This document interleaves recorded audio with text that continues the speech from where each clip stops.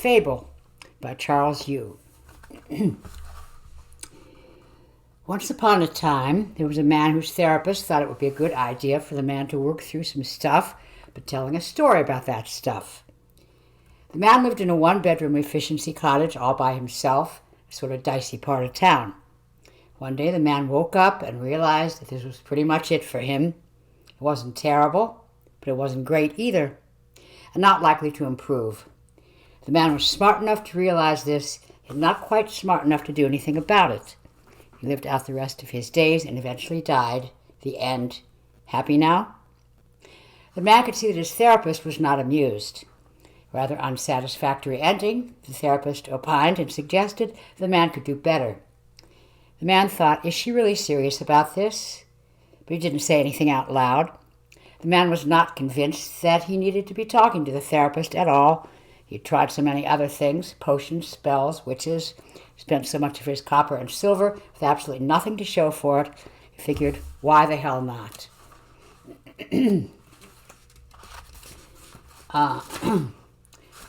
So how do I do this, he asked. Why don't you start again, the therapist replied. Instead of rushing to the end, try to focus on the details. Okay, the man said. Once upon a time, there was a man who did not know how to use a sword and was also very afraid of dragons. So he took the LSAT, did pretty well, ended up getting into a decent law school. There he learned useful skills that would allow him to earn a living in the village and to court the women of that village. What the man came to find soon after graduation was that in this particular village, there were many people with the same skills. Many, many people. Really hard to overstate how many lawyers there were in that village. Accordingly, despite the man's efforts, the local maidens were not overly impressed. After all that schooling, the man was ashamed to admit the sad fact he did not know how to use a sword. But the man was fine with this, totally cool with it, did not feel inadequate whatsoever. He landed a job with a medium-sized firm. The pay was a bit below market, and the position wasn't exactly his first choice. Top 3, maybe. Top 5-ish. Somewhere in there. Nevertheless, again, the man could have done worse. Competently plying his trade afforded him a very livable existence, allowed him to enjoy the company of loved ones. His parents were both gone now. His sister lived in another kingdom on the other side of the sea. But it wasn't like he didn't have friends. He totally had friends, people he could call to get the occasional beer or catch a movie. It was just that, well, there were those nights. Nights when the moon was new and the sky was dark, and the hour before dawn stretched out before him, threatening never to end. On those endless nights, he would lie in his cottage alone, looking through the window up at the starless sky, and wondering, was there a life for him out there in the world? Someone who would love him, or could learn to love him, or at least let herself be loved by him. He thought about enchanting some young lady, but he had no talent for magic, so that was not really an option. If he was going to find a fair maiden to marry him, he would have to do it with the old-fashioned way, trick her into it. Kidding. No, he was going to have to find a woman with sufficiently low standards so as to give himself a fighting chance. He eventually found such a woman, the only daughter of the candlemaker, a girl whom everyone thought of as plain. Also sad. Quite sad. Not until they had been married for many years would the man come to understand how sad she truly was. But the man was getting ahead of himself. For now the point was that the man knew that he had to marry the candlemaker's daughter. Because like everyone else in the village, including the candlemaker himself, the man could see one thing. The young lady was not plain at all. She simply possessed a very mild form of magic, which she used for the purpose of hiding her loveliness. The man told the girl that he knew her secret. She denied it. He told her that he knew she would deny it. Of course, she had to deny that she was in actuality the most fetching maiden in the village, maybe the entire realm. The girl looked confused, her face flushed with embarrassment. She searched his eyes, trying to understand. Was the man teasing her? The man did not smile. He seemed earnest. Told her that he knew why she used her magic to hide her beauty. It was in order to protect herself. For some reason, he and only he could see through it. Now the girl started to cry, because surely the man was trying to humiliate her, wasn't he? But she saw that he remained earnest. After a while, she stopped crying, and her face flicked with tears, kissed the man softly on the lips. The man asked the candletaker for his daughter's hand in marriage. Her father asked the man slay a dragon to prove his devotion. Even though the man was in decent shape, totally respectable shape, especially considering he didn't have time to go to the gym, he still wasn't strong enough to swing a two-handed broadsword. So being nothing if not practical, he sought out the smallest dragon he could find. After a long search, he found one not much bigger than a wildfowl, possibly a baby. If we're being honest, the dragon looked sickly. It had scared, wet eyes, and as the man raised his sword above his head to slay it, his betrothed said to him, "Don't, please, that's dumb. You don't need to kill a baby dragon just to prove something to me."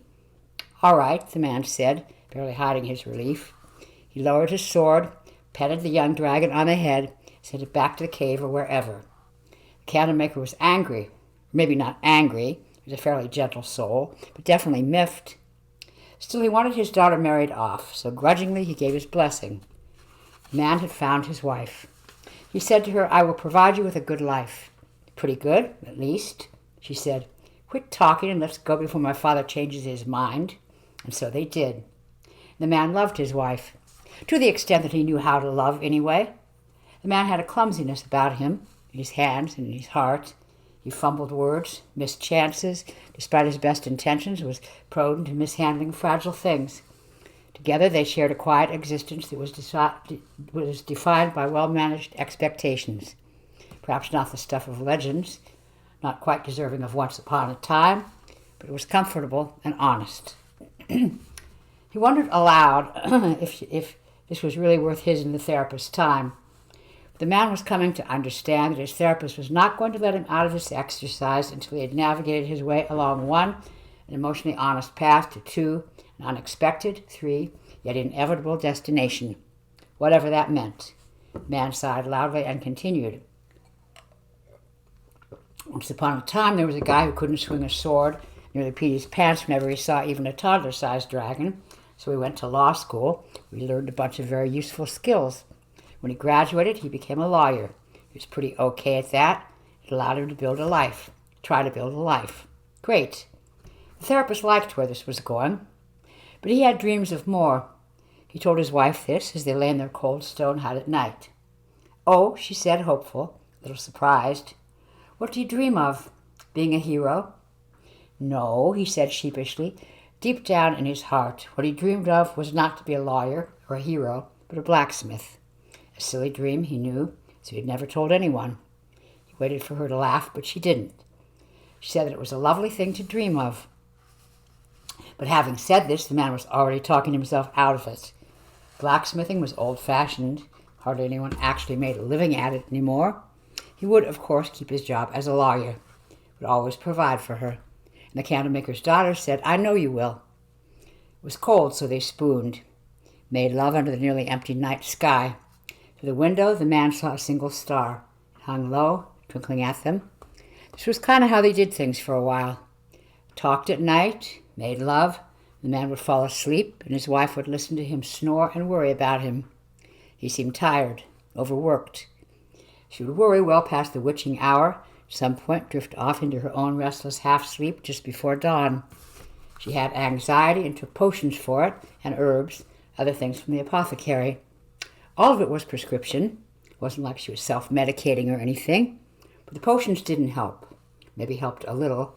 It caused her to have spells of forgetfulness, to lose an hour here or there. Nothing really could lessen her dread. It turned out she was right to feel dread. One night, in the very short time during which both she and her husband were asleep, a sorceress from far away, whom they didn't know, put a spell on their home, for some reason they would never understand. They would not ever be blessed with the gift of a child. That one star hung in the sky would never fall to earth for them. The couple handled this news in different ways. The candlemaker's daughter did research, read books about it, found a local support group that met on Tuesdays. The man, unsure of what to say, tried not to talk about it, stopped blacksmithing for a while, started grinding his teeth at night. A distance grew between them. The man wanted to touch his wife, to be with her, but it hurt too much. Still, they loved each other. After work one day, the man came home with 2 bottles of good wine They opened both bottles and sat on the floor in the middle of the living room in their hut, drank all the wine and ate an entire loaf of hard bread and laughed at each other and at themselves, trying to see the silver lining in being cursed by a malevolent force. In the morning when they woke up, they felt a little better. They made a list. There was always adoption, which took time and money and patience and luck. They were in no rush, were they? Plus, while they waited, they could enjoy each other, take more vacations. If they could save up enough copper coins, maybe even go all the way to the seashore eventually. Why not? They were staying glass half full about it all. And then out of nowhere, boom, just like that. Just when the man had given up, one day the star did fall from the sky into the belly of the man's wife. And there it burned for 6 weeks until it had a heartbeat. At 12 weeks, they told family, friends. At 18 weeks, they found out it would be a boy, their boy. The lawyer blacksmith and the candlemaker's daughter were overjoyed. They didn't want to question why it had happened now, whether it had anything to do with them finally letting go. They just thanked the heavens and the earth, whatever little magic might be left in the world. It wasn't the easiest pregnancy. There were nights when the invisible wolf, carried along by the fire wind, would come and snatch at the child with its jaws, trying to take it away and carry it back into the hills. The wolf came at 30 weeks. At 32 weeks, it came again. The sage, elder wise men were worried and had the man's wife spend the night just for observation, just a precaution. Fortune was smiling, though. They made it to 35 weeks. The wise men still had concerns. Looked into their crystal balls or whatever. Behind closed doors, they talked in hushed tones. They nodded their sage heads sagely, stroked their beards, gave the lawyer blacksmith grim and ponderous looks. Ugh. The wise men were really kind of awful about the whole thing. So when the child was finally born, the man and his wife wept with joy and relief. 2 arms and 2 legs. 2 eyes, a nose and a mouth, color in his cheeks. Head covered with wisps of soft, almost invisible hair. It was a few weeks later that the man's wife first noticed it. Something about their baby.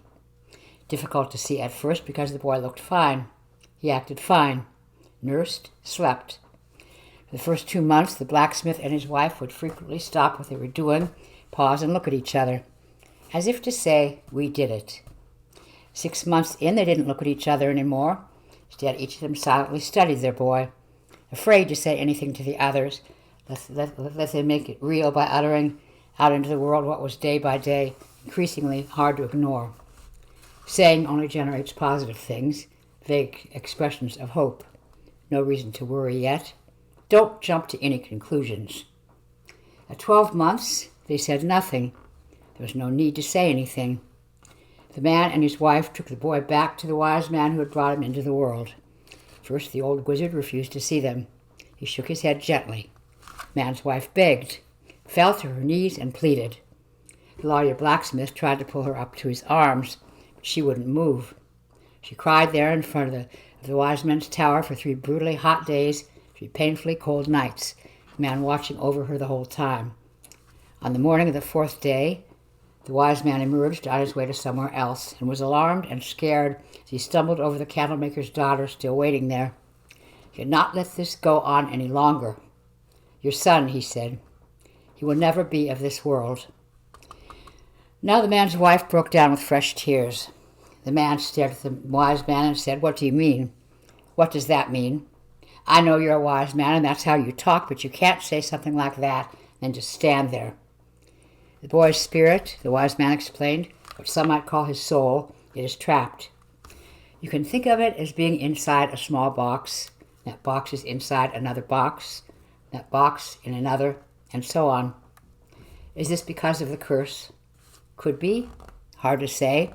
It is possible that the child is afraid to come into the world, that he is not fully allowed to, owing to the persistent dark energy that was attached to his creation. Dark energy. At this phrase, the man's skin turned cold. He feared. He knew. Something in him had caused all of this. He had no way of proving it, but the man knew it was his fault. He could not even look at his wife, afraid that just one look and she would instantly understand. But if his wife did have any such thoughts, she did not betray them. She took the man's hand in hers and pressed the wise man for options. What could they do? Tell us what to do. The answer, the wise man said, may be hidden deep within him, too deep to retrieve safely.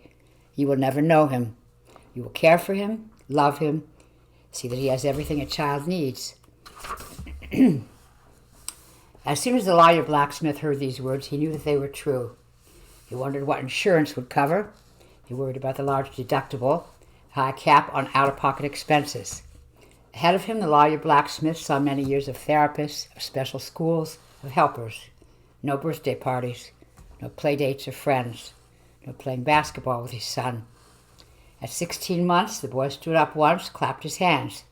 At 20 months, a word. Bye, bye, bye. Then at 2 years, more words, all in rapid succession. Mama, baby, dada, sorry. Why sorry? Maybe he heard it often. At 3, he said, what's that? And who's that? And where are we going? When he was 5, the lawyer blacksmith's son said, Dad is my best friend. He said this from very far away, from a place deep inside himself. The man could barely hear his son. The boy was sitting on the ground and looking confused. From his mouth came a terrible sound, an old sound, the pain trapped in there. The boy looked out the window at other boys running. He wanted to run, but his legs wouldn't work right. His father said, they do work, son. Your legs are just fine. And the son said, why do I feel stuck? His father said, we will get you unstuck. Those are nice legs, good legs. Don't be mad at your legs. Look at me. Look at Mommy. We'll figure this out. We gave you those legs. We are sorry. I am sorry. It is not your fault, and you will get to run. The boy eventually did run, sort of. It looked funny. Other boys laughed at him. So after a few tries, the boy stopped running. Was the man okay? Did he need a moment? The man was fine. Glass of water, perhaps? No, the man said, I'm fine. Deep breath, okay? In other ways, things were going pretty well. As it turned out, the man did have a talent for blacksmithing. Not a great talent. He would not make swords for knights and princes, but he had something, and people noticed. They started to bring him stuff to smith, and he could smith the heck out of that stuff. He hammered stuff, and flattened other stuff, and made stuff, stuck stuff in the fire and stuff. What had started out as a thing on the side turned into a little bit of a cottage industry. He had time to do this because he quit his job at the firm, now worked as a lawyer in local government. No bonus, but good benefits. And the hours were so much better. Now the man was home most nights for dinner. He and his wife and son moved to a slightly bigger cottage just outside the village. The lawyer blacksmith was still no knight or lord, of course, but he could provide for his family. They were never hungry. Things were fine mostly, though sometimes when they went down to the village for a harvest festival, other families would look at them. They hated the way they were looked at. Sympathy mixed with something else. Something like, I admire you. Don't touch me or I might catch your plague of misfortune. Sympathy as in, I sympathize. My heart goes outward to you as in, you over there, stay over there, don't come any closer. I will admire you from a distance. The man knew that look well. The man's wife said, don't be so hard on people. They mean well. The man said, meaning well is for shit. Oh, he knew that look and how he hated that look. The presumptuousness of it. Those other families didn't say anything. That was the worst part. Except when they did say something, that was even worse, so inspiring. You must be so strong, selfless. Now that was a fairy tale. The idea of selfless people, as if their lives were somehow different, as if they didn't have flaws and urges, didn't ever want to have a couple drinks, or 3, or 10. As if having a kid like theirs made them into some kind of charmed species, some imaginary fairy tale type of non-human human, people who never got bored, or tired, or horny. But the blacksmith lawyer, as much as he resented these strangers with their heartfelt looks, couldn't blame them, so he ignored them. He was up for a promotion to managing attorney of his department. By now his son was 8. No, closer to 10. Now 15. The years were getting away from him. The boy still had no friends, and though it hurt the man every time his son asked why not, it hurt more on the day that his son stopped asking. That was years ago now. Things were still fine. The cottage felt small, so they bought another one. Not great timing, because a month later the blacksmith lawyer was passed over for the better job. Something about his not having the right attitude. He'd heard back-channel whispers throughout the village that the higher-ups in his department all liked him. They wondered if he could commit to the additional responsibility, given, well, his circumstances. They knew he had a kid at home who required extra care. It was all maybe a nice way for them to not say what the problem really was. Maybe that they found it kind of depressing to be around him. They all felt for him, though. His lovely wife, his special needs kid, or whatever. They would never fire him, he knew. He could have a job there for as long as he wanted, doing land surveys on local fiefdoms, dividing up the realm for lesser lords and vassals, assessing taxes on men far richer than he could ever dream of being, drawing a steady stream of copper into his accounts, a stable life, a life for his family. That was the right thing to do. So he did it. He was angry at his wife, even though she had never asked him to do it. He began staying out late, for work at first, then not for work. His wife made more frequent trips to the apothecary, began to learn the trade. Soon she had perfected a potion of her own, an elixir for relaxation, she called it, just to get through the day. Their son continued to grow. His body did, anyway. The rest of him was harder to tell. At times he seemed like a soul trapped inside a mind, trapped inside a brain, trapped inside a body that turned into a man's body, or somewhere in there, flitting around like a moth, without any direction or understanding, was a child, a baby, their baby. Fuck, man, do I have to do this? I don't know if I can keep doing this. Keep going. This is good. What's good? The therapist said that this was serious progress. The man was finally getting somewhere. The man didn't know what else to say. His armpits were sweaty, his back hurt, his ass was sore from the therapist's lumpy couch. He had to take a piss. He was tired of narrating. Okay, then. He could have a break, drink some water, and then whenever he was ready, start again. The man didn't want to start again, but the therapist cast a meaningful gaze at the clock, and the man understood that his time was almost up, and he started again. Once upon a time, there was a therapist who had no idea what she was doing. The man waited for a reaction, but the therapist didn't take the bait. She didn't say anything. She nodded and leaned forward and waited for him to continue. Once upon a time, there was a therapist who wasn't going to do any good and cost too much. It's not like the man was made of money. He did all right, but this was not exactly in the budget. Anyway, they weren't the kind of people who hired therapists. That was for rich people. It was his wife's idea, soon to be ex-wife, maybe. What kind of crap was this? Imposing conditions on him to save his marriage, like he deserved this after all he had done. Conditions. Like he was the only one who was broken. Like he was the only one who had maybe got a little bit too angry at the kid, the man-child, never violent, but just a little mean. But God damn it, he didn't know where the meanness came from.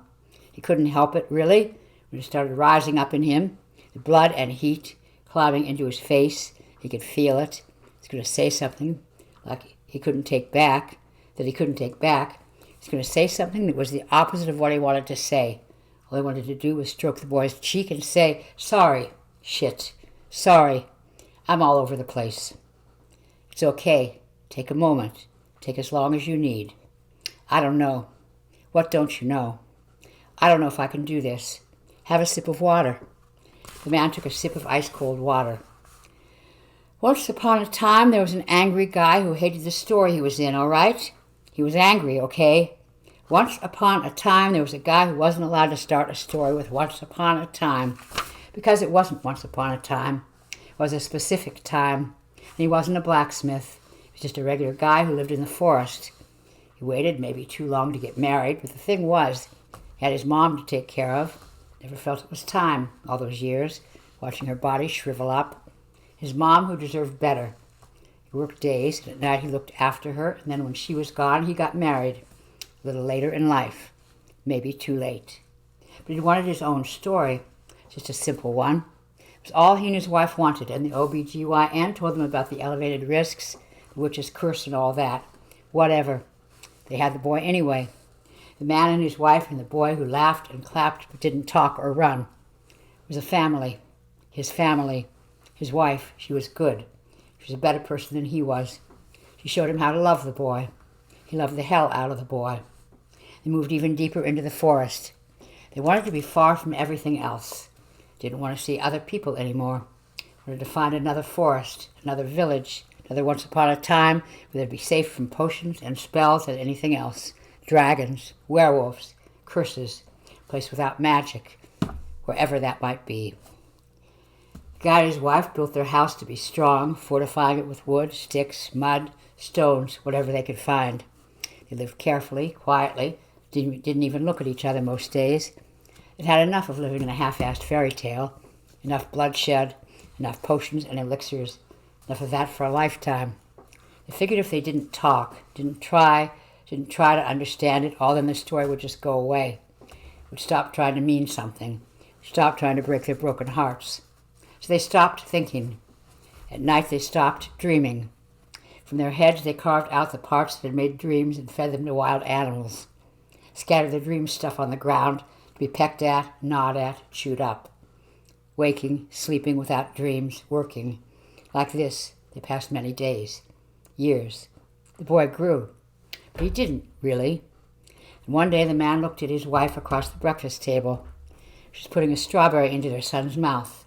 Their son was smiling, dumb, unknowing, a grown man's face with the eyes of a child, the smile of an idiot. It was the most beautiful thing that man had ever seen. For a moment he was happy. He went out to gather wood, and in his happiness walked much farther from his home than he had in a long time. He came upon a stream over which there had once been a bridge whose wooden planks had now rotted away, and there he discovered a curious sight. On the other side of the ruined bridge, sitting there alone, was his son. "What are you doing out here?" he asked. "How did you get here?" The boy said he didn't know.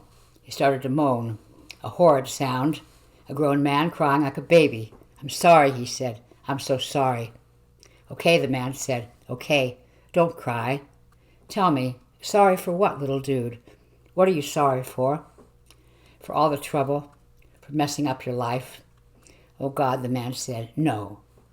The man was the one who should apologize. How could he possibly explain that he wasn't strong enough or good enough to be the boy's father? The boy said that he was trapped, wasn't he? Trapped over here, on this side of the bridge. He started to cry again. From across the distance, the man tried to soothe his son, hummed to him a song from when he was a baby. The boy stopped sobbing for a moment, long enough to say, "Dad, tell me a story." What sort of story could the man tell? The man wasn't a good enough storyteller. Had a kind of allegorical thing going for him once, but he lost the trail. No map, no legend. He no longer knew what stood for what. He looked around. He was in the darkest part of the forest. He didn't know this area. The cottage, the clearing in the woods, was all so small, so far from everything. The sound coming from the trees were frightening. The man realized now what he had done. He tried to ignore the story. He and his wife had tried to go on with their days, not speaking or thinking too hard. The story had never gone away. Neglect and time had done their work. The man wasn't looking. The place had fallen apart. He turned to see where he had come from and saw that the trail back to the cottage led nowhere. A few yards from him, it just sort of faded into the surroundings. Behind him, no way to retrace his steps. In front of him, a bridge to his son had long since rotted. If he tried to cross, it wouldn't hold his weight. He couldn't get from here to there. So instead, he turned away from both, away from home and from his son. And he just ran. He ran as fast as he could, flat out running through the unknown forest. His wife was running beside him. Every ghoul, every beast, every horrible thing, corporeal, immaterial, everything that had ever hunted or haunted the man and the woman was now right behind them, pressing. And leading them all was their son asking, "Don't you want to be my parents? Why not? Why not?" Soon they couldn't remember if they'd ever done anything but run. Their lives had been one long chase. "No," the man said. "It isn't fair." His wife said, "We have no time for fair." And the man said, "Why are we running? We're in our own story. We don't have to run." And he looked down at his body and he saw that he was not a hero, not a blacksmith or anything else. He looked over at his wife and saw that she was not a damsel in distress, not a candlemaker's daughter. He barely knew her anymore. But he knew that she was Rachel. She was whatever was inside of Rachel. She was the mother of their child, the boy. He looked at the boy, a grown-up man now. Still a boy. A lovable boy trapped inside a smelly man knew that he would wipe the boy's nose and ass and anything else for as long as he needed to, because that's what blacksmiths do. That's what fairy tale heroes do. They become government lawyers. They buy groceries. They shave their son 3 times a week, feed him pudding, sing to him once in a while. This was not a dream, not a fairy tale. This was all there was, all there would be. Once upon a time there was a fable. Maybe at one point things corresponded, one for one, or close enough. Somewhere along the way it had twisted. Now he wasn't sure what it was. The man was out of ideas. He heard the clock ticking, tick, tick, tick, tick, tick, tick, tick, tick. He looked at his therapist, wondering if he was already over time. The therapist didn't say anything. The man understood that he was in a new territory. He'd reached the edge of the forest. There was nowhere left to run. He took a breath, realizing that he was still sweating. Was this what the therapist had wanted? A lawyer blacksmith in her office, sweating all over her couch, slowly losing his grip. Did she know how to help him? Could she help him remember how to get from here to there? Time's up, she said. It's a start. A start? Yes. The man looked at his therapist, wondering if she could possibly be serious. His lunch hour was over. The man got up to leave. On his way out the door, he said, "See you next week," and the therapist said, "Maybe." He turned to look at her. She said, "Let's see where you go from here." The man went down the hall, relieved himself, washed his hands, splashed water on his face. As he stepped back out into the hallway, that was when he saw it. It looked like... But come on. No way. He was just seeing things now. But could it be? In the carpet, the faintest outline, a trail. Where did it lead? Was it a way out or a way in? The man said to himself, "All right then, maybe she's right. This is where your story starts. Then so be it."